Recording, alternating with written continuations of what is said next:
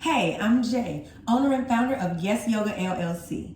We exist to bring yoga exposure and education to the Black community. The Yes stands for You're Extremely Special, and we specialize in teaching you about the experience that you're going to partake in, not just give you any old yoga class.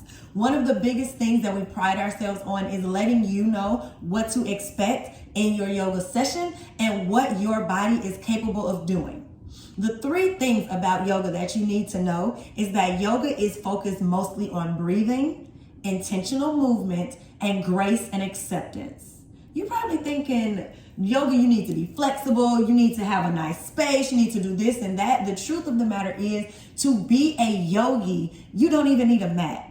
All you need is your body and a little bit of space to move it around, whether that's on the floor, in a chair, or even somewhere fun like being on the beach. A couple of things that you need to know before you start my or any yoga class is you want to think about your body as building blocks. I know we've all seen building blocks, maybe have even played with them as children, and here's what I mean by that.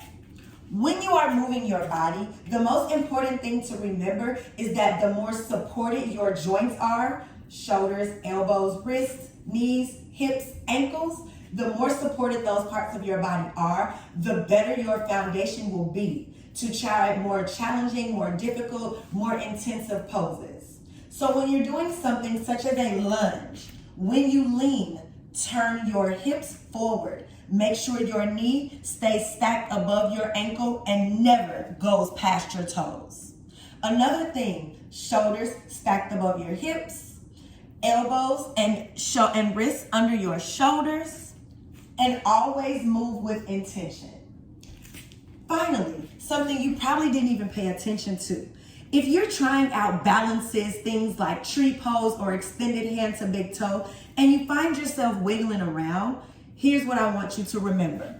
Always treat your toes like the root of a tree.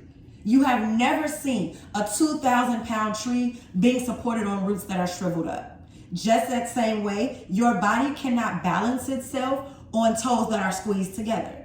So plant your foot flat, spread out your toes, give them a little wiggle, ground down through all four corners of whatever foot you're balancing on. And the most important part, shoulders stay stacked.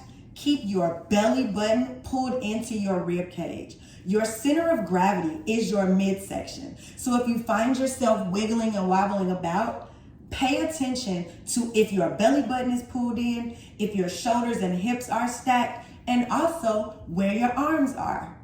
The further you go out in a balancing pose, the more you are stretching your body away from its center of gravity. So if you're here and wobbling, bring your hands to your hips, grab opposite elbows, or even bring your hands to prayer at heart center.